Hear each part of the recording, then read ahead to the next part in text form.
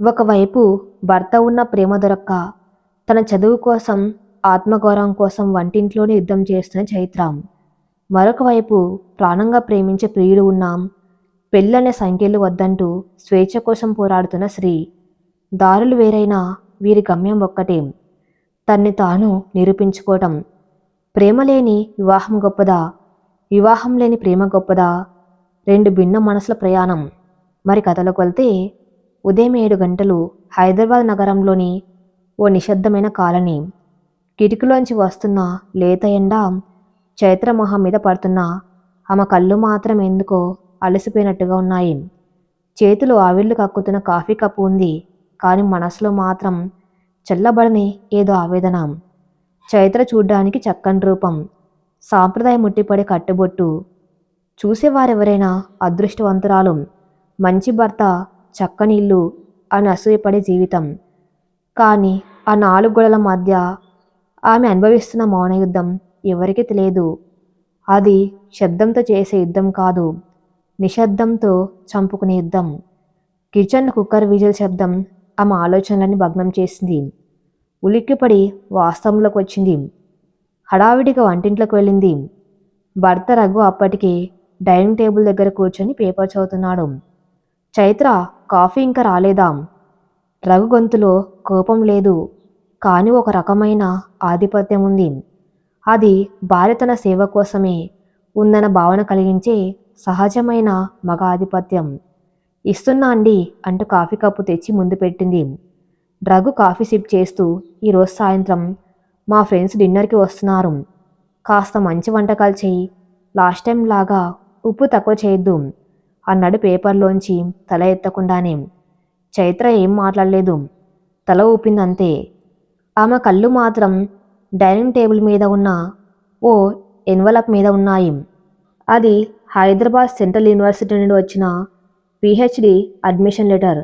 ఆమె చిన్నప్పటి కల లిటరేచర్లో డాక్టరేట్ చేయాలని, ప్రొఫెసర్గా తనకంటూ ఓ గుర్తింపు తెచ్చుకోవాలని ఆమె ఆశయం. పెళ్ళై 3 ఏళ్ళు గడిచాయి. ఈ 3 ఏళ్లలో ఆమె రఘు భార్యగానే మిగిలిపోయింది తప్ప చైత్రగా ఎక్కడ పరిచయం కాలేదు. రఘు నెమ్మదిగా పిలిచింది. పేపర్ తిప్పుతూ రఘు స్పందన. అది యూనివర్సిటీ నుండి లెటర్ వచ్చింది. నా పిహెచ్డి అప్లికేషన్ యాక్సెప్ట్ అయింది. ఫీజు కట్టడానికి ఈరోజు లాస్ట్ డేట్. గొంతులో వణుకును నియంత్రించుకుంటూ చెప్పింది. రఘు పేపర్ కింద పెట్టాడు. ఆమె వైపు తీక్షణంగా చూశాడు. ఆ చూపులో ప్రశ్న లేదు, ఎగతాళి ఉంది. మళ్ళీ మొదలుపెట్టావా చైత్ర? నీకెన్నిసార్లు చెప్పాలి? నా సంపాదన మనకి సరిపోవట్లేదా? నీకే లోడ్ చేశాను?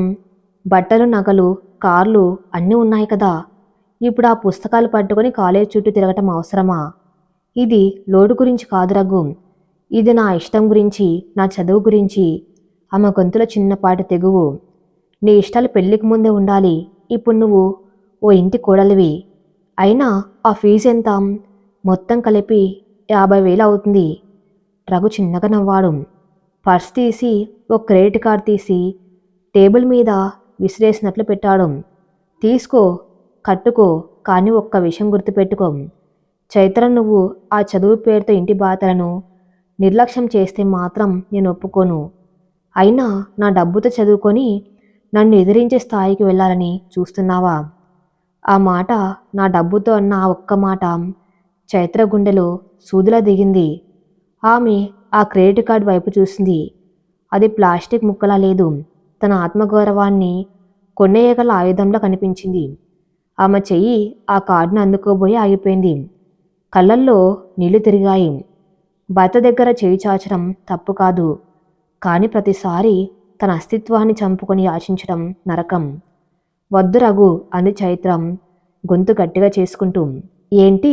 రఘు ఆశ్చర్యపోయాడు. మీ దయతో వచ్చే చదువు నాకు వద్దు. నా చదువుకు అవసరమైన డబ్బు నేనే కట్టుకుంటాను, లేదా చదువు మానేస్తాను. కానీ ఇలా ఎత్తిపొడుపు మాటలు పడుతూ మీ డబ్బు తీసుకోవడం నాకు ఇష్టం లేదు. రఘుకి కోపం వచ్చింది. నీ ఇష్టం, నీ దగ్గర చిల్లి గవ్వలేదు, చూద్దాం ఎలా కడతావు అంటూ విసుగ్గా లేచి ఆఫీస్కి వెళ్ళిపోయాడు. ఇల్లంతా నిశ్శబ్దం. చైత్ర సోఫాలో కూలబడిపోయింది. కళ్ళ ముందు అడ్మిషన్ లెటర్, మనసు నిండా అవమాన భారంతో కూడిన శూన్యం. ప్రేమలేని వివాహంలో కనీసం గౌరవం కూడా దొరకని పరిస్థితుల్లో తను బందీ అయిపోనని ఆమెకు అనిపించింది. ఉన్న చదువుల కోసం భర్తపై ఆధారపడడం ఒక ఆప్షన్ కాదు, అదొక అవమానం అని ఆమె నిర్ణయించుకుంది. కానీ ఆ 50,000 ఎలా? మరోవైపు నగరానికి మరో మూల ఓ ఆధునిక అపార్ట్మెంట్. గోడల నిండా రంగురంగుల పెయింటింగ్స్, నేల మీద చిందరవందరంగా పడి ఉన్న పుస్తకాలు, గిటార్. అది స్త్రీ ప్రపంచం. స్త్రీ స్వేచ్ఛకు మారుపేరు. జుట్టు రఫ్గా కట్టుకుని ఓ పెద్ద టీషర్ట్ వేసుకుని బాల్కాన్లో సిగరెట్ వెలిగిస్తూ నిలబడింది. పొగని గాల్లోకి వదులుతూ ఉంటే ఆమెలోని ఒత్తిడి కూడా బయటకు వెళ్తున్నట్టు అనిపిస్తుంది ఆమెకు. లోపల బెడ్రూమ్లో నుండి అర్జున్ వచ్చాడు. ఇంకా నిద్రమత్తు వదలలేదు. వచ్చి శ్రీ వెనక నుండి ఆమెను హత్తుకున్నాడు. Good morning Sri. శ్రీ చిరునవ్వు నవ్వి అతని చేతులను విడిపించుకుంటూ పక్కకు తిరిగింది. Good morning. కాఫీ అక్కడ పెట్టాను చూడు. అర్జున్ కాఫీ కప్పు తీసుకుని, శ్రీ, మా అమ్మ మళ్ళీ ఫోన్ చేసింది, ఈ వీకెండ్ ఇంటికి రమ్మంటుంది అన్నాను నెమ్మదిగా. శ్రీ మొహంలో నవ్వు మాయమైంది. సిగరెట్ను బూడిద దొన్నెలో నలిపేసింది. ఎందుకు అర్జున్? మళ్ళీ అదే టాపిక్ కోసమా? పెళ్ళి పెళ్ళి పెళ్ళి విసుగొస్తుంది. శ్రీ, మనం సహజీవనంలో ఉండి 2 ఏళ్ళు అవుతుంది. మనం ఒకరినొకరు ప్రేమిస్తున్నాం. దానికి ఒక పేరు పెట్టుకోవడంలో తప్పేముంది? అర్జున్ బ్రతిమలాడుతున్నట్టు అడిగాడు. శ్రీ కోపంగా చూసింది. ప్రేమకి పేరు అవసరమా అర్జున్? ఇప్పుడు మనం సంతోషంగా లేమా? ఆ తాళి, ఆ మంత్రాలు, ఆ రిజిస్టర్ ఆఫీస్ సంతకాలు, ఇవన్నీ మన ప్రేమను పెంచుతాయా, లేక నన్ను నీ ఆస్తిగా మారుస్తాయా? నువ్వు ప్రతిదాన్ని నెగుటుగా ఎందుకు చూస్తావు? సమాజం అంటూ ఒకటి ఉంటుంది కదా శ్రీ. సమాజం. శ్రీ వ్యంగ్యంగా నవ్వింది. ఆ సమాజం కోసమే కదా మనుషులు తమ సంతోషాన్ని త్యాగం చేసేది. పెళ్లి చేసుకున్న వారందరూ సంతోషంగా ఉన్నారా అర్జున్? మా అక్కని చూడు, మా అమ్మని చూడు. పెళ్ళంటే ఒక బాతల సంఖ్యలు. భార్యని లేబుల్ తగిలించుకోగానే నా ఇండివిజువాలిటీ పోతుంది. నేను స్త్రీగా ఉండలేను. అర్జున్ భార్యగా మారాలి. నాకు అది ఇష్టం లేదు. కానీ నేను నిన్ను మార్చను కదా శ్రీ. ఇప్పుడు అందరూ అలాగే చెప్తారు, కానీ వ్యవస్థ అలాంటిది. పెళ్లి జరిగాక నా ప్రయారిటీ మారాలి. నా టైం నాది కాదు. నా శరీరం మీద హక్కులు మారతాయి. రేపు పిల్లలు అంటారు, ఈ చక్రంలో నేను ఎక్కడ ఉంటాను? నాకు ఈ బంధం ఇలాగే నచ్చింది. ఎప్పుడు కావాలంటే అప్పుడు తలుపు తెరుచుకుని వెళ్ళిపోయే స్వేచ్ఛ ఉంటేనే కలిసి ఉండటంలో కిక్కు ఉంటుంది. బంధించి ఉంచితే అది ప్రేమ కాదు, జైలు. అర్జున్ నిట్టూర్చాడు. నీతో వాదించడం కష్టం శ్రీ, కానీ మా ఇంట్లో ఒత్తిడి పెరుగుతుంది. ఏదో ఒక నిర్ణయం తీసుకోవాలి. నా నిర్ణయం ఇదే అర్జున్. నీకు పెళ్ళే కావాలంటే నీ దారిను చూసుకో. నీ మాత్రం ఆ ఉచ్చులో పడను, కఠినంగా చెప్పింది శ్రీ. అర్జున్ ముఖం చిన్నబోయింది. ఆఫీస్కి రెడీ అవ్వడానికి లోపలికి వెళ్ళిపోయాడు. శ్రీ బాల్కాన్ రైలింగ్ పట్టుకుని నగరం వైపు చూసింది. ఆమెకు అర్జున్ అంటే ఇష్టం, పిచ్చి ప్రేమ. కానీ పెళ్ళని వ్యవస్థ మీద మాత్రం ఏహం. ఆమె దృష్టిలో పెళ్ళి అంటే ఓ నటించవలసిన నాటకం. ప్రేమ లేకపోయినా కలిసి బతకవలసిన అగత్యం. వివాహం లేని ప్రేమే స్వచ్ఛమైనది అని ఆమె నమ్మకం. కానీ ఆ నమ్మకం అర్జున్ దూరం చేస్తుందేమో అన్న చిన్న భయం ఆమె గుండె లోతుల్లో ఎక్కడో కదులుతుంది. మధ్యాహ్నం 2 గంటలు. నగరంలోని ఓ పాత లైబ్రరీ. అక్కడ పెద్దగా జనం లేరు. చెక్కబల్లల వాసన, పుస్తకాల సువాసన కలిసి ఓ ప్రశాంతమైన వాతావరణాన్ని ఇస్తున్నాయి. చైత్ర ఒక మూల కూర్చుని ఉంది. చేతిలో పిహెచ్డి అప్లికేషన్ ఫామ్ ఉంది. కానీ ఆమె చూపు శూన్యంలో ఉంది. తన దగ్గర ఉన్న బంగారు గాజును అమ్ముదామా అని ఆలోచిస్తుంది. కానీ అది అమ్మితే డ్రగ్కు తెలిసిపోతుంది. తెలిస్తే గొడవ మరింత పెద్ద అవుతుంది. అలాగని అడగకుండా ఎలా? అప్పుడే అక్కడికి శ్రీ వచ్చింది. శ్రీకి ఆ లైబ్రరీ అంటే ఇష్టం. ఆమె ఫ్రీలాన్స్ రైటర్ కాబట్టి కథలు రాయడానికి అక్కడికి వస్తుంది. శ్రీ చైత్రను చూస్తుంది. ఇద్దరు ఒకే కాలేజీలో చదువుకున్నారు. కానీ అప్పుడు పెద్దగా స్నేహం లేదు, కేవలం పరిచయం. Chaitra class topper, silent. Sri back bencher, rebel. Sri ఆశ్చర్యంగా దగ్గరకు వెళ్ళింది. ఏ చైత్ర కదా? చైత్ర తల ఎత్తి చూసింది. శ్రీని చూడగానే చిన్నగా నవ్వింది. ఆ నవ్వులో జీవం లేదు. హాయ్ శ్రీ, నువ్వెంతకాలమైంది? అవును, దాదాపు 5 ఏళ్ళు. ఏంటిలా ఉన్నావు డల్గా? శ్రీ పక్క చైర్ లాక్కొని కూర్చుంది. చైత్ర ఆత్మగౌరవం ఆమెను నిజం చెప్పనివ్వలేదు. ఏం లేదు శ్రీ, జస్ట్ హెడ్ఏక్. నువ్వేంటిక్కడ? నా కొత్త నవలకి రిఫరెన్స్ కోసం వచ్చాను. అసలు నువ్వు ఇక్కడున్నావేంటి? విన్నాను ఏదో పెద్ద బిజినెస్ మ్యాన్ని పెళ్లి చేసుకున్నావని. లైఫ్ సెటిల్డ్ కదా? శ్రీ క్యాజువల్గా అడిగింది. సెటిల్డ్ అనే మాట చైత్రకి వినగానే గుండె బరువెక్కింది. కళ్ళల్లో నీళ్లు సుళ్ళు తిరిగాయి. ఎంత ఆపుకుందామన్నా ఆగలేదు. అపరిచితుల దగ్గర చెప్పుకోలేని బాధ పాత పరిచయస్త్రాల దగ్గర కట్టలు తెంచుకుంది. చైత్ర మౌనంగా ఇవ్వటం చూసి శ్రీ కంగారు పడింది. హే, ఏమైంది? Anything serious? చైత్ర కన్నీళ్ళు తుడుచుకుని ఆ అప్లికేషన్ ఫామ్ని శ్రీ ముందు పెట్టింది. జరిగింది క్లుప్తంగా చెప్పింది. రఘు మాటలు, తన నిస్సహాయత, తన ఆత్మగౌరవ పోరాటం అన్నీ చెప్పేసింది. శ్రీ మౌనంగా వింది. ఆమె రక్తం మరిగిపోయింది. వాట్ ది హెల్? 50,000 కోసం నిన్ను అంత మాట అంటాడా? పైగా నీ మొగుడే కదా, హక్కుగా అడగలేవా? హక్కు ప్రేమ ఉన్న చోట ఉంటుంది శ్రీ. కేవలం అధికారం ఉన్న చోట యాచించాల్సి వస్తుంది. నాకు అది ఇష్టం లేదు. నా కాళ్ళ మీద నేను నిలబడాలి అనుకున్నాను, కానీ దానికి కూడా అదనే సహాయం చేయాలా? ఇదేం శాపం? శ్రీ దీర్ఘంగా ఊపిరి తీసుకుంది. చూసావా చైత్ర, నేను అందుకే పెళ్లికి వ్యతిరేకిస్తాను. ఎంత చదువుకున్నా, ఎంత అందంగా ఉన్నా పెళ్ళి అనే తాళి పడగానే మొగుడి కాళ్ళ దగ్గర అణిగిపోవాలి. నీ పరిస్థితి చూస్తుంటే నా భయమే నిజమనిపిస్తుంది. చైత్ర తల అడ్డంగా ఊపింది. కాదు శ్రీ, పెళ్ళి తప్పు కాదు, కానీ అర్థం లేని పెళ్ళి అర్థం చేసుకుని మనిషి దొరకటం తప్పు. మరి నీ సంగతి ఏంటి? నువ్వు హ్యాపీగా ఉన్నావా? శ్రీ కాసేపు మౌనంగా ఉంది. అర్జున్తో ఉదయం జరిగిన గొడవ గుర్తుకు వచ్చింది. నేను స్వేచ్ఛగా ఉన్నాను చైత్ర, కానీ ఆ స్వేచ్ఛకు కూడా మూల్యం చెల్లించవలసి వస్తుంది. అర్జున్ పెళ్ళి అంటున్నాడు, నాకు పెళ్ళి ఇష్టం లేదు. నేను ప్రేమిస్తున్నాను, కానీ ఆ కాగితాల మీద సంతకాలు పెట్టలేను. ఇప్పుడు ఆ విషయంలో మా మధ్య యుద్ధం జరుగుతుంది. ఇద్దరు ఒకరి మొహాలొకరు చూసుకున్నారు. ఒకరేమో పెళ్ళనే బంధంలో ఇరుక్కొని బయటపడలేక తన అస్తిత్వం కోసం పోరాడుతున్న శ్రీ, మరొకరేమో పెళ్ళనే బంధాన్ని అసహించుకొని ప్రేమను కాపాడుకోవడానికి స్వేచ్ఛను ఆయుధంగా వాడుతున్న శ్రీ. చైత్ర నవ్వింది. ఈసారి ఆ నవ్వులో విషాదం ఉంది. విచిత్రంగా ఉంది కదా శ్రీ, నాకు పెళ్ళి ఉంది కానీ ప్రేమ లేదు, గౌరవం లేదు. నీకు ప్రేమ ఉంది కానీ పెళ్ళి వద్దంటున్నావు. మనమిద్దరం రెండు వేర్వేరు ధృవాలం, కానీ మన సమస్య ఒక్కటే, శాంతి లేకపోవటం. శ్రీ టేబుల్ మీద ఉన్న చైత్ర చేతిని పట్టుకుంది. లిసన్ చైత్ర, నీ ఫీజు సంగతి నేను చూస్తాను. నా దగ్గర సేవింగ్స్ ఉన్నాయి, నువ్వు తీసుకో. వద్దు శ్రీ, చైత్ర వెంటనే వారించింది. భర్త దగ్గర తీసుకోలేదు, నీ దగ్గర ఎలా తీసుకుంటాను? నిన్ను అప్పుగా ఇస్తున్నాను. నువ్వు స్కాలర్షిప్ వచ్చాక లేదా జాబ్ వచ్చాక తిరిగి ఇచ్చేయి. ఫ్రెండ్గా అడుగుతున్నా, ప్లీజ్. ఒక ఆడదానిగా నీ ఆత్మగౌరవాన్ని కాపాడుకోవడానికి నేను చేసే చిన్న సహాయం అనుకో. నీ భర్తకి నువ్వెవరు నిరూపించాలి. అహంకారాన్ని గెలవాలంటే నువ్వు చదవాలి. చైత్ర ఆలోచనలో పడింది. శ్రీ కళ్ళలో నిజాయితీ ఉంది. రఘు కళ్ళల్లో ఉన్న చిన్న చూపు లేదు. నిజంగా తిరిగి తీసేసుకుంటావా? అమాయకంగా అడిగింది చైత్ర. వడ్డీతో సహా వసూలు చేస్తా, డోంట్ వరీ. శ్రీ నవ్వుతోంది. ఆ క్షణం ఆ లైబ్రరీలో రెండు భిన్నమైన మనసులు ఒక ఒప్పందానికి వచ్చాయి. తమ తమ యుద్ధాల్లో ఒకరికొకరు తోడుగా నిలబడాలని నిర్ణయించుకున్నాయి. కానీ వారికి తెలియదు ఇది ఆరంభం మాత్రమేనని. ఇంటికి వెళ్ళాక చైత్ర ఎదుర్కోవాల్సిన ప్రశ్నలు, అర్జున్తో శ్రీ తేల్చుకోవాల్సిన లెక్కలు ఇంకా చాలా ఉన్నాయని.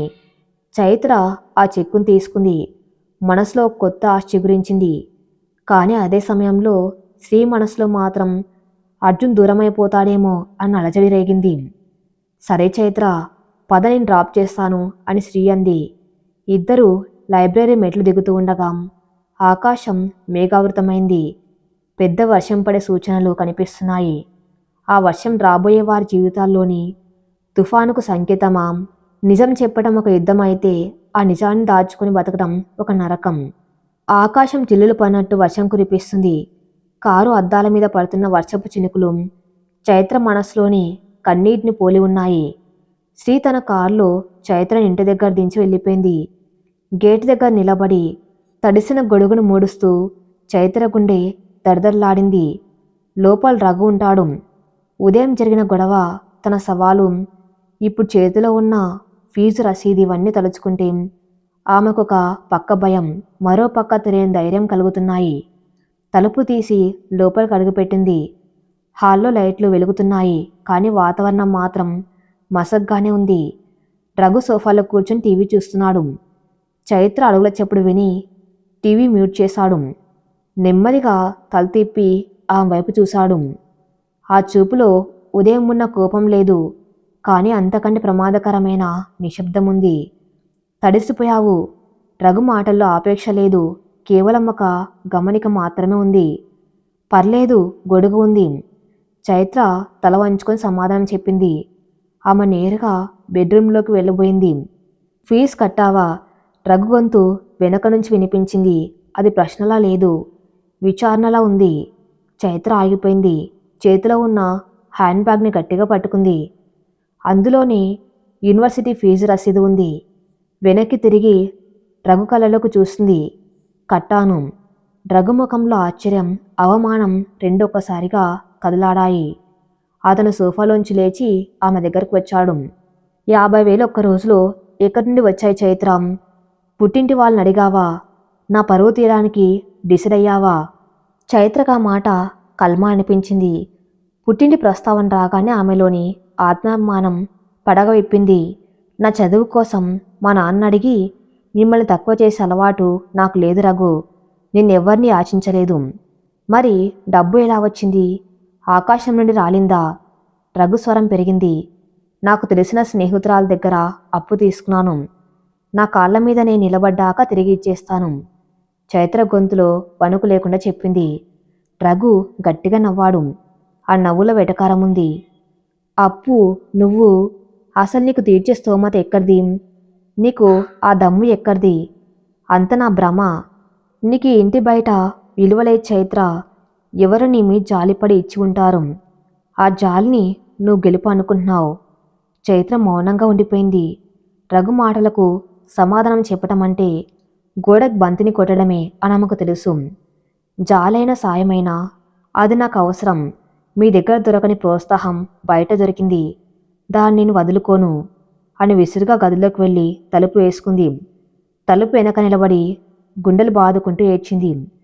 రఘుకు తనంటే ప్రేమ లేకపోయినా పర్లేదు, కానీ కనీస గౌరవం కూడా ఎందుకు లేదు? తను ఒక మనిషిగా ఆలోచించే మెదడున్న స్త్రీగా అతనికి ఎందుకు కనిపించడం లేదు?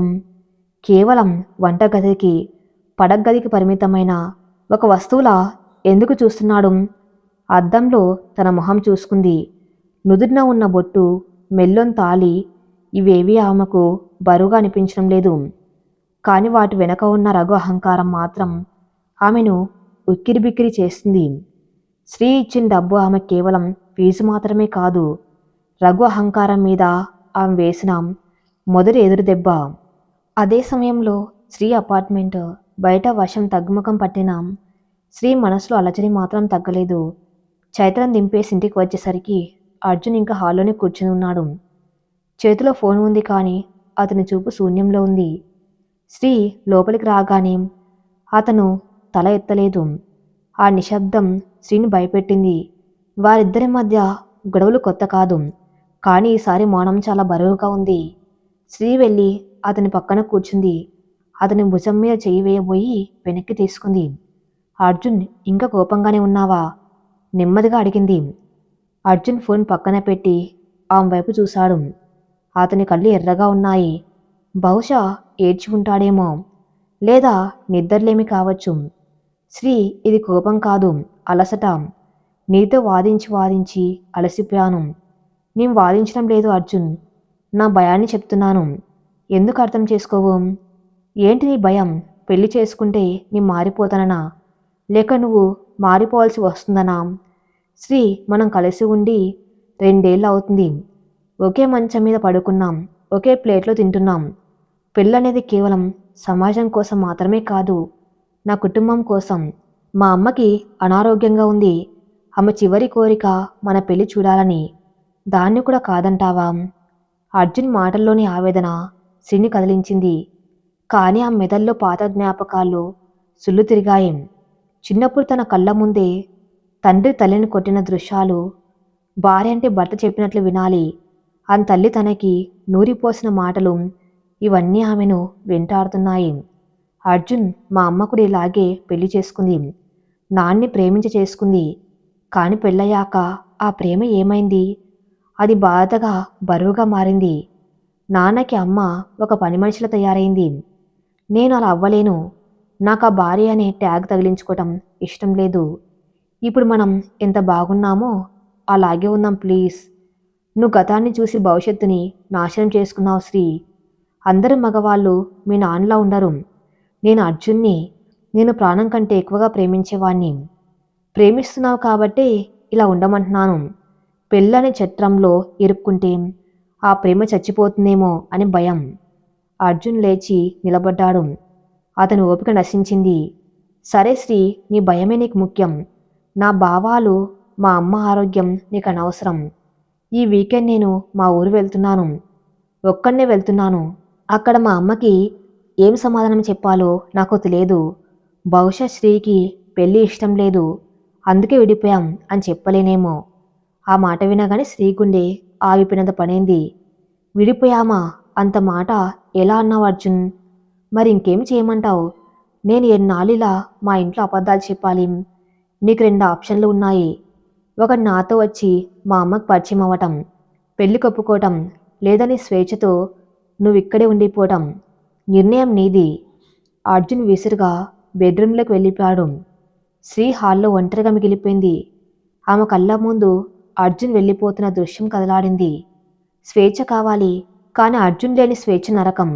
పెళ్లి వద్దు, కానీ పెళ్లి చేసుకోకపోతే అర్జున్ దక్కడు. 2 కొండల మధ్య నలిగిపోతున్న పువ్వులా ఆమె పరిస్థితి తయారైంది. సాయంత్రం 7 గంటలు. చైత్ర ఇల్లు. రఘు స్నేహితులు 4 వచ్చారు. హాల్లో నవ్వులు, మాటలు వినిపిస్తున్నాయి. చైత్ర వంటింట్లో బిజీగా ఉంది. Chicken curry, mutton fry, biryani, Raghu కోరినవన్నీ వండింది. వంటగదిలోని వేడి, ఆ మనసులోని ఆవేదన కలిసి ఆమెను ఉక్కిరిబిక్కిరి చేస్తున్నాయి. కానీ బయట మాత్రం చిరునవ్వు పులుముకొని ప్లేట్లు సర్దుతుంది. డైనింగ్ టేబుల్ దగ్గర అందరూ కూర్చున్నారు. రఘు చాలా ఉత్సాహంగా మాట్లాడుతున్నాడు. అరే రఘు, ఈ మధ్య నీ బిజినెస్ బాగా పికప్ అయినట్లుంది. కొత్త కారు కొన్నావట? ఒక స్నేహితుడు అడిగాడు. ఏదో అలా నడుస్తుంది. అంత నా కష్టమేరా. నైట్ అండ్ డే కష్టపడితేనే ఈ స్థాయికి వచ్చాను, రఘు గర్వంగా చెప్పాడు. పక్కనే వడ్డిస్తున్న చైత్ర వైపు కనీసం చూడలేదు. ఆమె శ్రమ, ఆమె ఇంటిని చూసుకునే తీరు వల్లేం అతను ప్రశాంతంగా బిజినెస్ చేసుకోగలుగుతున్నాడు అనే విషయం అతనికి ఎప్పుడూ గుర్తురాదు. వదిన గారు, వంటలు అదిరిపోయాయి. మీ చేతిలో ఏదో మ్యాజిక్ ఉంది. మరో స్నేహితుడి చైత్రని మెచ్చుకున్నాడు. చైత్ర మొహమాటంగా నవ్వింది. థ్యాంక్ యూ అండి. అవును రఘు, చైత్ర గారు ఎంఎస్సి గోల్డ్ మెడలిస్ట్ కదా, ఇంకా చదువుకుంటానని మొన్నెప్పుడు అన్నావు? ఏమైంది? రఘు క్లోజ్ ఫ్రెండ్ సురేష్ అడిగాడు. ఆ ప్రశ్న వినగానే రఘుమొహం మారింది. చైత్ర గుండె వేగం కొట్టుకుంది.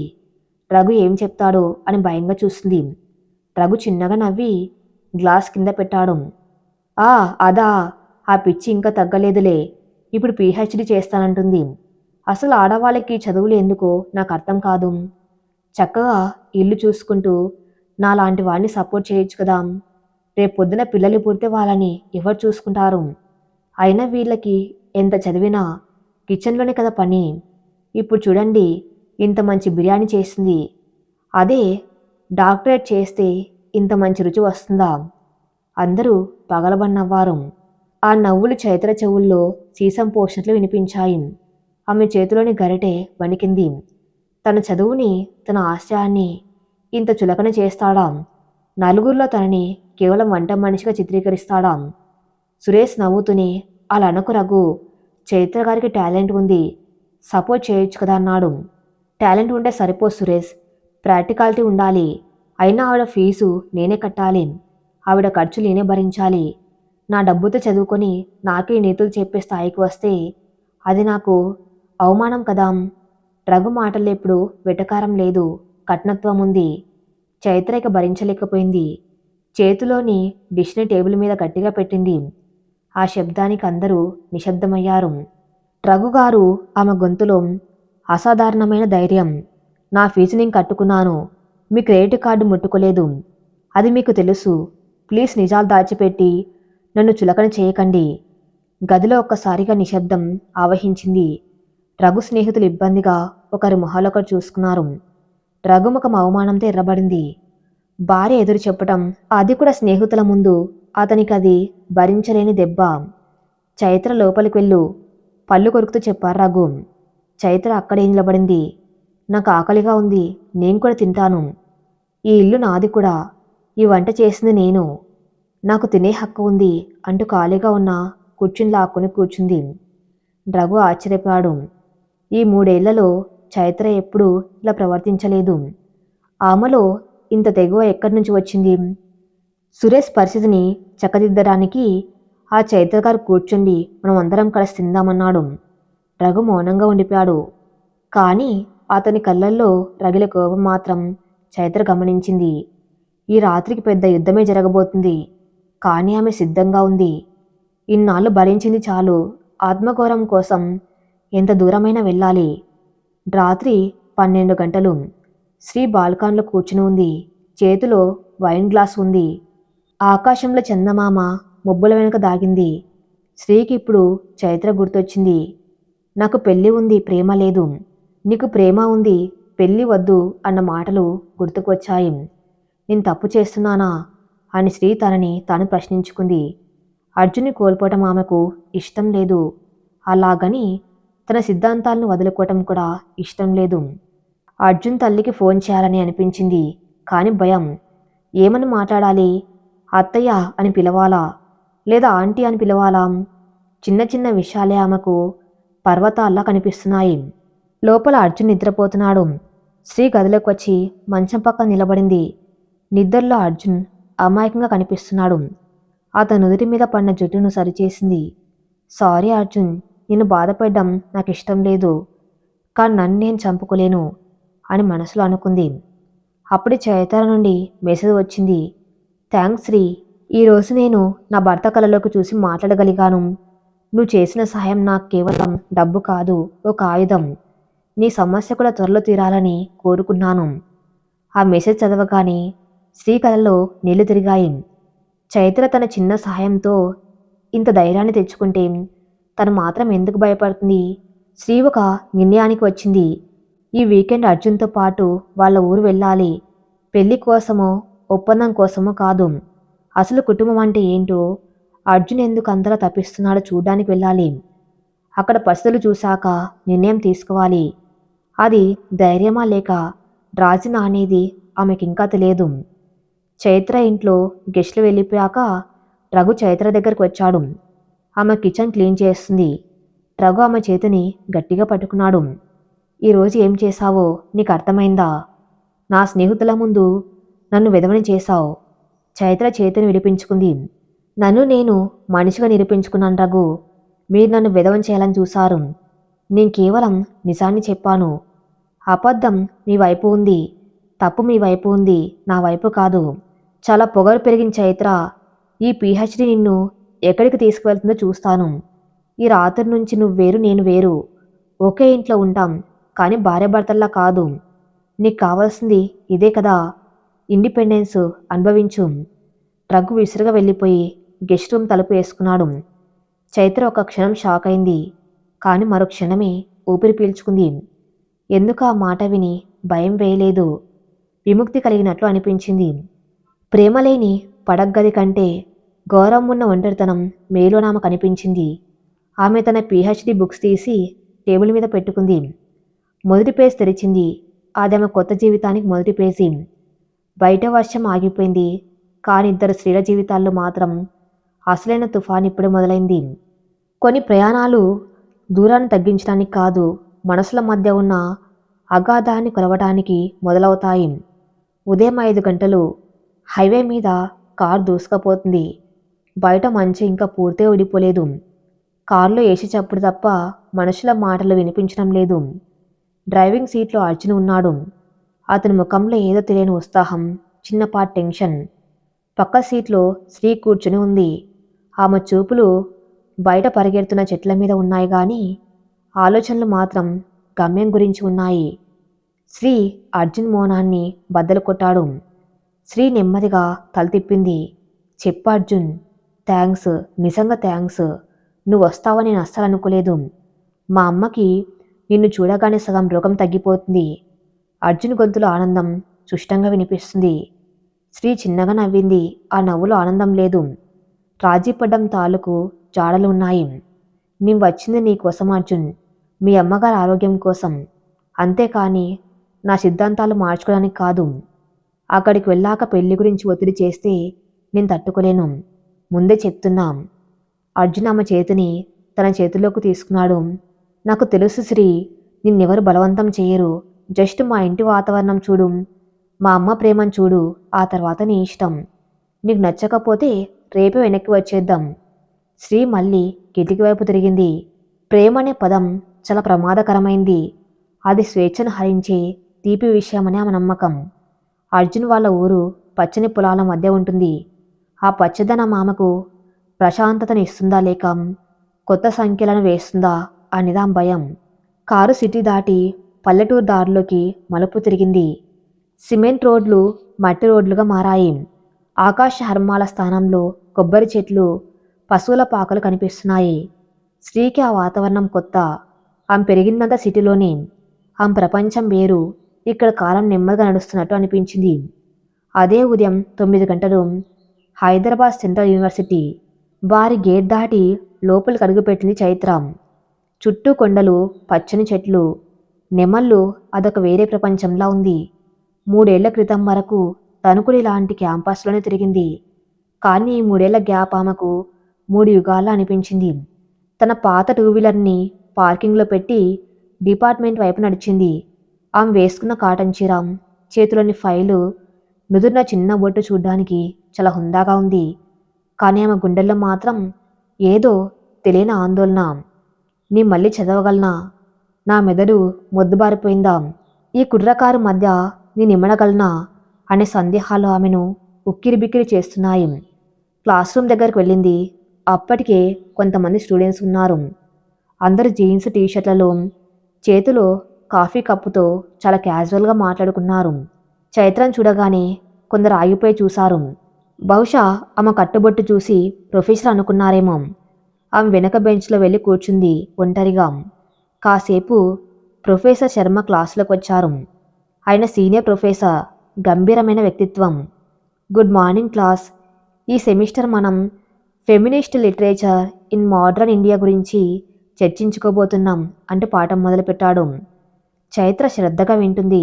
ఆమెకు ఆ వాతావరణం, ఆ పదాలు, ఆ చర్చ ప్రాణం పోస్తున్నట్టుగా ఉన్నాయి. వంటింట్లో కుక్కర్ విజిల్ చప్పుడు, రఘు అరుపుల మధ్య ఇన్నాళ్ళు ఊపిరాడకుండా బతికిన ఆమెకు ప్రొఫెసర్ మాటలు అమృతధారలా అనిపించాయి. ప్రొఫెసర్ ఒక ప్రశ్న అడిగాడు.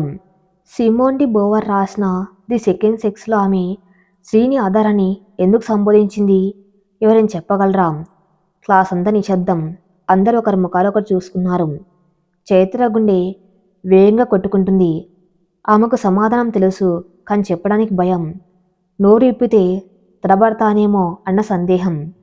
కానీ ఆ క్షణం రఘు అన్న మాటలు గుర్తొచ్చాయి. నీకు ఆ చదివేందుకు వంటగది చాలు అన్న వెటకారం గుర్తొచ్చింది. ఆ వెటకారమే ఆమెకిప్పుడు ఇంధనంగా మారింది. ఆమె నెమ్మదిగా చెయ్యెత్తింది. ప్రొఫెసర్ ఆమె వైపు చూశాడు. Yes, please go ahead. Chaitra లేచి నిలబడింది. గొంతు సవరించుకుంది. సమాజం పురుషుణ్ణి సబ్జెక్ట్గా, స్త్రీని అబ్జెక్ట్గా చూస్తుంది కాబట్టి పురుషుడు తనను తాను నిర్వహించుకుంటాడు. కానీ స్త్రీని మాత్రం పురుషుడితో ఆమెకున్న సంబంధాన్ని బట్టి నిర్వచిస్తారు. ఆమెకంటూ స్వతంత్రమైన అస్తిత్వం లేనప్పుడు ఆమె కేవలం అదర్గా మిగిలిపోతుంది. ఆమె చెప్పడం ఆపగానే క్లాసులో pin drop silence. Professor Sharma ముఖంలో చిరునవ్వు వెలిసింది. ఎక్సలెంట్, చాలా సుష్టమైన వివరణ. What's your name? Chaitra sir. Welcome back to academics Chaitra. మీలాంటి వాళ్ళు లిటరేచర్కి అవసరం అని ప్రొఫెసర్ మెచ్చుకున్నారు.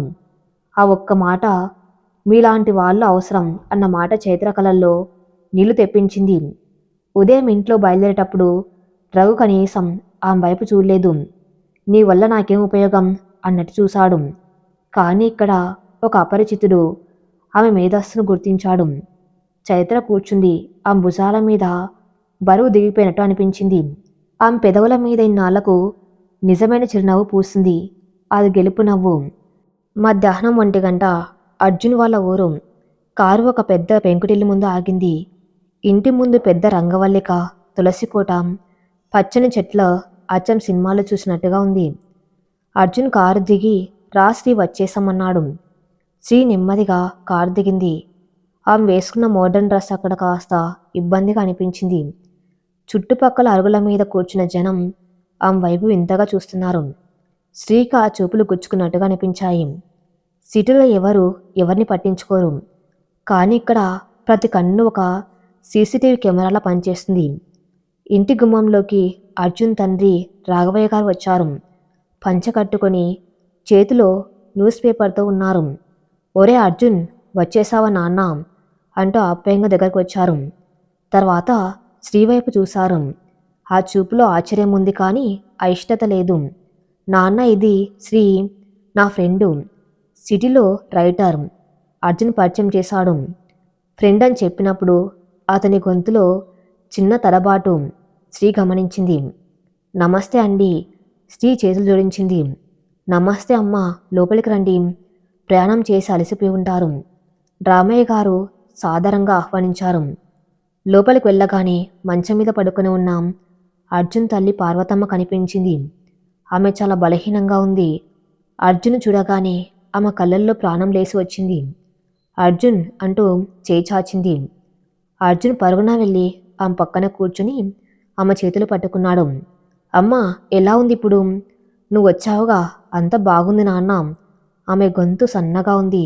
ఆమె చూపు అర్జున్ వెనక నిలబడిన శ్రీ మీద పడింది. శ్రీ ఆ గదిలో అడుగుపెట్టడానికి సంశయించింది.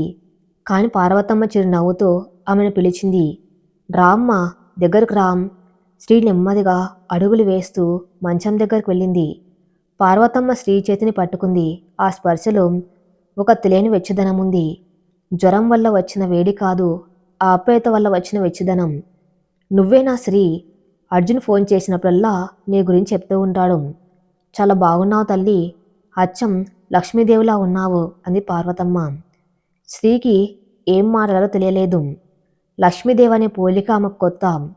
సాధారణంగా సిటీలో ఆమెను చూసి రెబల్, మోడర్న్, ఫాస్ట్ అని అంటారు. కానీ ఇక్కడ ఈ ముసలమ్మ ఆమెను దేవతతో పోల్చింది. ఆ ప్రేమను ఎలా స్వీకరించాలో శ్రీకి అర్థం కాలేదు. కూర్చో అమ్మ, భోజనం చేశారాం? పార్వతమ్మ అడిగింది. ఇంకా లేదు ఆంటీ అంది శ్రీ. ఆంటీ ఏంటి, అత్తయ్య అని పిలువమ్మా. పక్కనే ఉన్న రామయ్య గారు నవ్వుతున్నారు. శ్రీ ఉలిక్కిపడింది. అర్జున్ వైపు చూసింది. అర్జున్ తలదించుకుని ఉన్నాడు. శ్రీకి ఊపిరానట్టు అయింది. అత్తయ్య అనే పిలుపు ఒక బంధాన్ని సూచిస్తుంది, ఒక బాధను సూచిస్తుంది. ఆమె దానికి ఇంకా సిద్ధంగా లేదు. కానీ ఆ ముసలమ్మ కళ్ళల్లోని ఆశను చూసి సరే అత్తయ్య అని చెప్పక తప్పలేదు. ఆ పదం ఆమె గొంతులో నుండి రావడానికి చాలా కష్టపడింది. ఆ రోజంతా శ్రీకి ఒక పరీక్షలా గడిచింది. ఆ ఇంట్లో ప్రతి ఒక్కరూ ఆమెను తమ కోడలుగానే భావిస్తున్నారు. అర్జున్ ఏమి చెప్పకపోయినా వారి ప్రవర్తనలో అది సుష్టంగా ఉంది. వంటగదిలో పని మనిషి కాఫీ ఇస్తుంటే చిన్న కోడలు గారికి పంచదార తక్కువ వేయమంటారా అని అడగటం, పక్కింటి వాళ్ళు వచ్చి అమ్మాయి చాలా బాగుంది రామయ్య, పెళ్ళెప్పుడు అని అడగటం శ్రీకిదంతా ఒక ఉచ్చులా అనిపించింది. ప్రేమని వలవేసి తన స్వేచ్ఛను బంధిస్తున్నట్టు అనిపించింది. సాయంత్రం శ్రీ ఇంటి వెనక ఉన్న బావి దగ్గర కూర్చుంది. అక్కడ అర్జున్ వచ్చాడు. సారీ శ్రీ, వాళ్ళు నిన్ను ఇబ్బంది పెడుతున్నారు కదా. ఇబ్బంది అని కాదు అర్జున్, కానీ భయంగా ఉంది. వాళ్ళ ప్రేమ చాలా బరువుగా ఉంది. వాళ్ళను చూస్తున్నది శ్రీలా కాదు, అర్జున్ భార్యలా చూస్తున్నారు. నా వ్యక్తిత్వం ఇక్కడ కరిగిపోతుందేమో అనిపిస్తుంది. అలా ఎందుకు అనుకుంటున్నావు? వాళ్ళ ప్రేమను ప్రేమలాగే చూడు. వాళ్ళు పల్లెటూరు మనుషులు శ్రీ. వాళ్ళకి లివిన్ గురించి, ఫెమినిజం గురించి తెలియదు. వాళ్ళకు తెలిసింది బంధాలు మాత్రమే. అది నా సమస్య అర్జున్. నాకు బంధాలు వద్దని కాదు, అవి నా కాళ్ళకి సంఖ్యలు కాకూడదని. మీ అమ్మగారు నా చేతిని పట్టుకున్నప్పుడు నాకు జాలి వేసింది, ప్రేమ కలిగింది. కానీ ఆమె నన్ను కోడలు అని పిలిచినప్పుడు ఊపిరి ఆగిపోయింది. నేను ఈ నాటకం ఎన్నాళ్ళు ఆడాలి? అమ్మ కోలుకునే వరకు శ్రీ, ప్లీజ్, ఆమె సంతోషం కోసం కొన్నాళ్ళు ఓపిక పట్టు, అర్జున్ ప్రాధేయపడ్డాడు. శ్రీ మౌనంగా నీళ్లలోకి రాయి విసిరింది. ఆ నీళ్లలో అలలు వచ్చినట్టు ఆ మనసులో కూడా అలజడి రేకుతుంది. ఒక పక్క అర్జున్ మీద ప్రేమ, మరో పక్క తన స్వేచ్ఛ మీద మమకారం, ఇంకో పక్క ఆ అమాయకపు తల్లిదండ్రుల ఆశలు. ఈ త్రికోణంలో తను చిక్కుకుపోయింది. సాయంత్రం 7 గంటలు. చైత్ర ఇల్లు. చైత్ర యూనివర్సిటీ నుండి ఇంటికి వచ్చింది. ఇల్లు చీకటిగా ఉంది. లైట్లు వేసి లేవు. రఘు ఇంట్లో ఉన్నాడో లేదో తెలియదు. హాల్లో లైట్స్ వేసింది. సోఫాలో రఘు కూర్చుని ఉన్నాడు. చేతిలో విస్కీ గ్లాస్ ఉంది. టీవీ ఆఫ్ చేసి ఉంది. చైత్ర ఉలిక్కిపడింది. ఎప్పుడు వచ్చారు? లైట్స్ ఎందుకు వేసుకోలేదు? రఘు సమాధానం చెప్పలేదు. గ్లాసులోని ద్రవాన్ని గొంతులో పోసుకున్నాడు. కాలేజ్ ఎలా ఉంది? ప్రపంచాన్ని జయించినట్టు ఉందా? రఘు గొంతులో వ్యంగం మోతాదు మించింది. చైత్ర సమాధానం చెప్పకుండా గదిలోకి వెళ్ళబోయింది. ఆగు! రఘు గట్టిగా అరిచాడు. చైత్ర ఆగిపోయింది. నేను నీతో మాట్లాడుతున్నాను. పొద్దున వెళ్ళి ఇప్పుడు వస్తున్నావు. ఇంట్లో పనులు ఎవరు చేస్తారు? నేను హోటల్ నుండి తెచ్చుకొని తినాలా? చైత్ర వెనక్కి తిరిగింది. ఆ ముఖంలో అలసట ఉంది, కానీ భయం లేదు. ఉదయం వెళ్ళేటప్పుడే వంట చేసి వెళ్ళాను. ఫ్రిడ్జ్లో ఉంది. వేడి చేసుకొని తినడం కూడా చేత కాకపోతే అది మీ తప్పు, నాది కాదు. నేను కూడా మనిషినే రఘు. రోజంతా చదువుకొని బస్సులో ప్రయాణం చేసి అలసిపోతాను. అలసిపోతావా? ఎవరి కోసం చదువుతున్నావు? నా కోసం కాదు కదా. నీ పిచ్చి ఆశల కోసం నువ్వు కష్టపడుతూ నన్ను ఇబ్బంది పెడితే నేను ఒప్పుకోను. మిమ్మల్ని ఏం ఇబ్బంది పెట్టాను?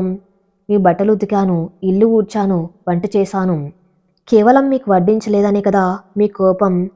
భర్త అంటే భార్యకు తోడుగా ఉండాలి రఘు, యజమానుల కాదు. రఘు లేచి నిలబడ్డాడు. తూలుతో ఆమె దగ్గరకు వచ్చాడు. నా ఇంట్లో ఉంటూ నా తిండి తింటూ నాకు నీతులు చెప్తావా? విడిపోదామన్నావుగా, మరి ఇంకా నా వంటగది ఎందుకు వాడుతున్నావు? ఆ మాట చైత్ర గుండెను వెలిపెట్టింది. ఆమె కళ్ళల్లో నీళ్లు తిరిగాయి. సరే రఘు, ఈ రోజు నుంచి నేను వంట చేయను. మీ వంట మీరే చేసుకోండి. నా వంట నేను చేసుకుంటాను. కిరాణా సరుకులు కూడా నేనే తెచ్చుకుంటాను. ఈ ఇంటి అద్దెలో సగం నా స్కాలర్షిప్ వచ్చినప్పుడు ఇస్తాను.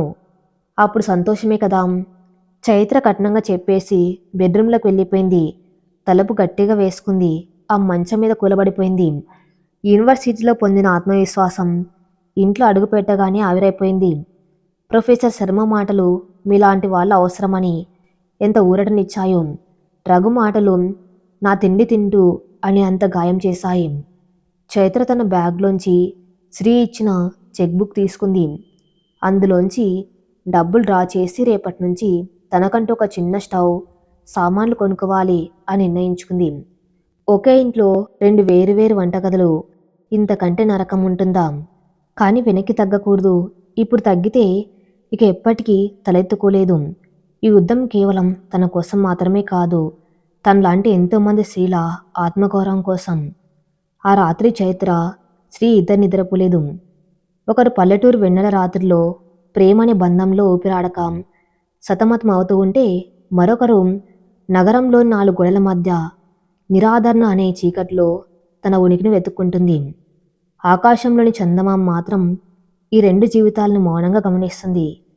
కట్టుబాట్లు అనేవి పువ్వుల దండలా ఉంటే అలంకారం, అదే ఇనుప గొలుసులా మారితే బంధనం.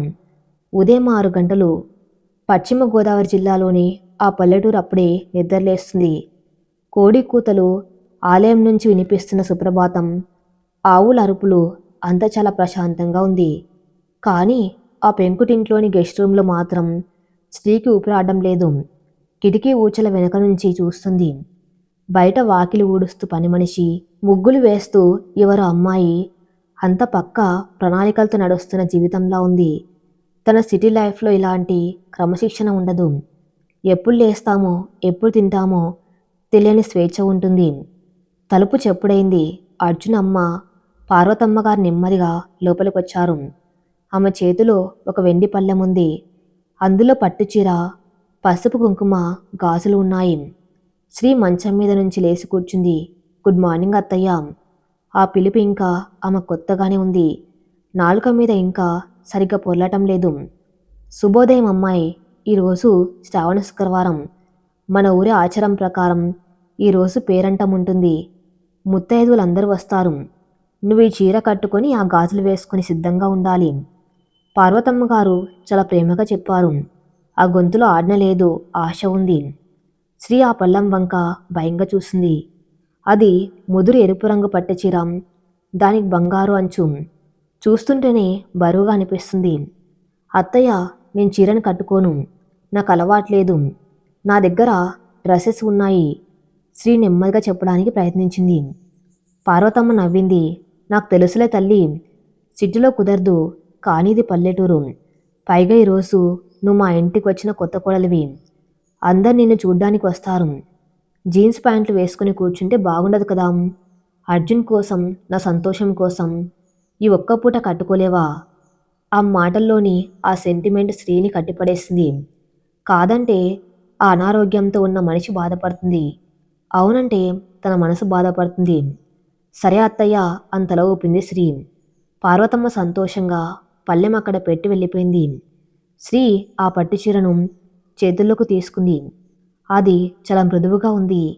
కానీ ఆ మనసుకు మాత్రం ముళ్ళ కంచెలా అనిపించింది. అద్దంలో తన్ని తాను చూసుకుంది. ఇది నువ్వు కాదు శ్రీ. ఇది వాళ్ళు కోరుకుంటున్న శ్రీ. నువ్వు నటిస్తున్నావు.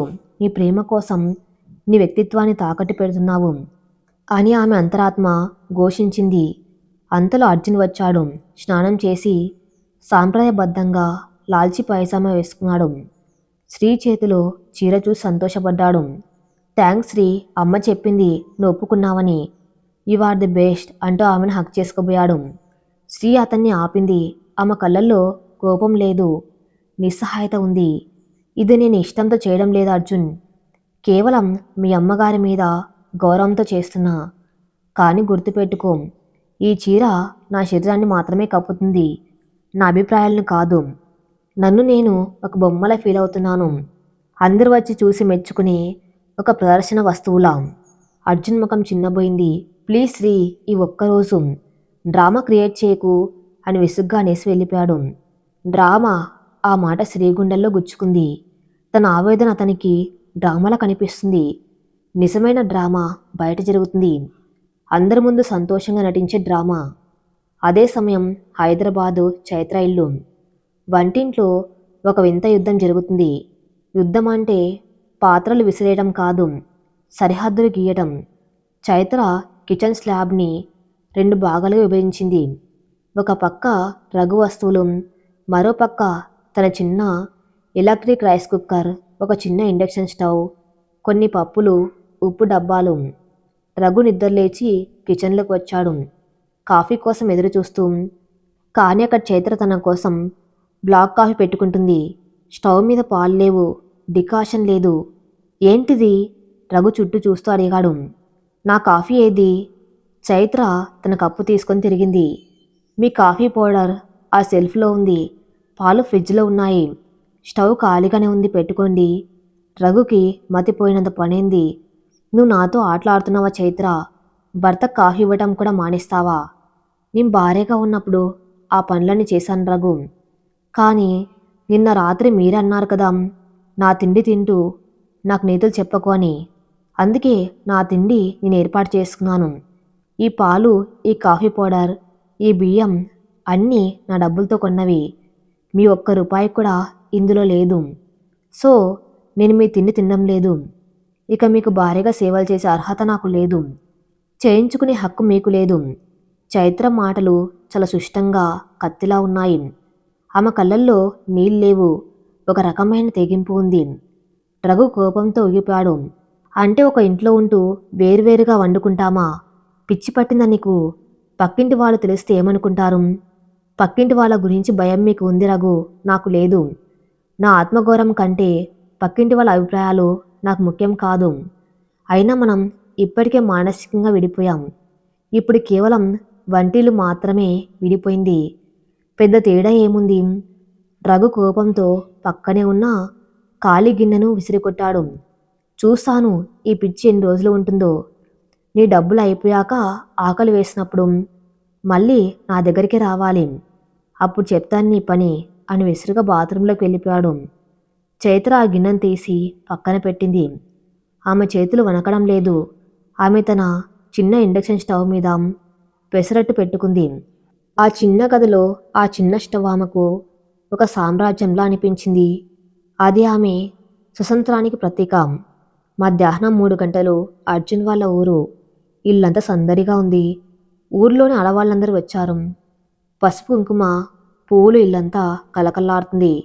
శ్రీ ఆ పట్టుచీర కట్టుకుని నిండుగా గాజులు వేసుకుని నుదుట పెద్ద బొట్టు పెట్టుకుని కూర్చుంది. ఆమెను చూస్తే ఎవరు ఆమె సిట్లో పెరిగిన మోడ్రన్ అమ్మాయి అని గుర్తుపట్టలేరు. అచ్చ తెలుగు గృహలక్ష్మిలా ఉంది. పార్వతమ్మ గారు ఆమెను అందరికి పరిచయం చేస్తున్నారు. ఇదిగో మా అర్జున్ చేసుకునే అమ్మాయి, పేరు శ్రీలక్ష్మి. శ్రీ పేరుని మార్చేశారు. ఎంఏ చదివింది. శ్రీ మౌనంగా నవ్వుతూ అందరికి నమస్కారాలు పెడుతుంది. ఆమె బుగ్గలు నొప్పులు పెడుతున్నాయా నవ్వుకి. ఒక ఆవిడ దగ్గరకు వచ్చి శ్రీ చేతికి పసుపు రాస్తూ అడిగింది. అమ్మాయి చాలా లక్షణంగా ఉంది పార్వతమ్మ. ఇంతకు పెళ్లి ముహూర్తం ఎప్పుడు? ఈ మాఘమాసంలోనైనా? పార్వతమ్మ సంతోషంగా అవును వదిన గారు. పంతులు గారిని అడిగాం, త్వరలోనే డేట్ ఫిక్స్ చేస్తామంది. శ్రీగుండెలో రాయి పన్నట్లయింది. డేట్ ఫిక్స్ చేయడమా? అర్జున్ తనతో ఏం చెప్పలేదేం? కేవలం చూడ్డానికి వచ్చామన్నాడు కదా. మరో ఆవిడ శ్రీ దగ్గరకు వచ్చి, చూడమ్మాయి, పెళ్ళైన వెంటనే పిల్లని కనియండి. పార్వతమ్మ ఆరోగ్యం బాగులేదు కదా. మనవన్న మనవరాలను ఎత్తుకుంటే ఆవిడికి సగం రోగం పోతుంది అని ఉస్త సలహా ఇచ్చింది. శ్రీకి ఊపిరి ఆడడం లేదు. ఇదంతా ఒక ఉచ్చులా బిగుసుకుంటుంది. వాళ్ళ మాటలు, ఆ పసుపు ఆసనం. శ్రీకి ఊపిరి ఆడడం లేదు, ఇదంతా ఒక ఉచ్చులా బిగుసుకుంటుంది. వాళ్ళ మాటలు, ఆ పసుపు ఆసనం, ఆ జనసందోహం ఆమెను ఉక్కిరిబిక్కిరి చేస్తున్నాయి. ఆమె దృష్టి అర్జున్ కోసం వెతికింది. అర్జున్ దూరంగా మగవాళ్ళతో మాట్లాడుతూ నవ్వుతున్నాడు. అతనికి ఇక్కడ తను పడుతున్న నరకం అర్థం కావటం లేదు. అప్పుడే ఒక పెద్ద ముత్తైదు వచ్చి కాళ్ళకి పారాని పెట్టమ్మా అంటూ శ్రీ కాళ్ళను పట్టుకుంది. శ్రీ ఒక్కసారిగా వెనక్కి లాక్కుంది. వద్దు ప్లీజ్ వద్దు అంది కంగారుగా. అందరూ ఆశ్చర్యంగా చూశారు. గదిలో నిశ్శబ్దం ఆవహించింది. పార్వతమ్మ కంగారు పడుతూ, ఏమైంది శ్రీ? పారాని పెట్టుకుంటే మంచిది కదా అంది.